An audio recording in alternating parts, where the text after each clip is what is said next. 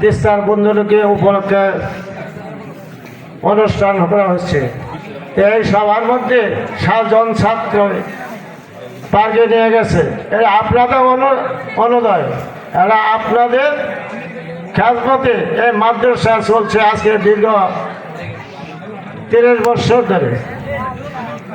এই মাদ্রাসাতে অনেক ছাত্র বাইর হয়ে গেছে, হাফেজ মৌলানা মুফতি হয়েছে। এই বছর 7 জন ছাত্র ইনশাল্লাহ হাফেজ পাকে দেওয়া হয়েছে আপনাদের সহযোগিতা। এটা আপনাদের ফসল। আজকে এই দীর্ঘ 25-26 বছর বয়স মাদ্রাসায় ছাত্ররা প্রতি বছরে 5 জন 6 জন করে ছাত্র বাইর হইতেছে। এই মাদ্রাসা যারা খেজমত করতেছে তাদের একটা নাজাতের ফয়সালা। সুবহানাল্লাহ।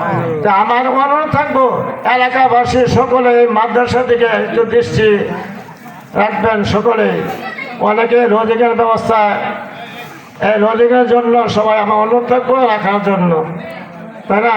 আর এই মাদ্রাসার মধ্যে সবাই ইনশাল্লাহ টাকা দিয়া, জান দিয়া, সময় দিয়া, মাল দিয়া সাহায্য করবেন।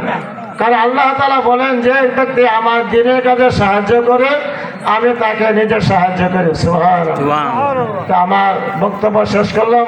ইনশাল্লাহ সবাই আমল করে তৌফিক দান করেন, সবাই আমিন। এখন মহামূল্যবান কথা আমাদের প্রধান বক্তা উপস্থিত আছেন, উনি কি বলে মনোযোগে শুনবেন এবং আমল করার জন্য চেষ্টা করবেন, তাই না? আমি বক্তব্য শেষ করলাম।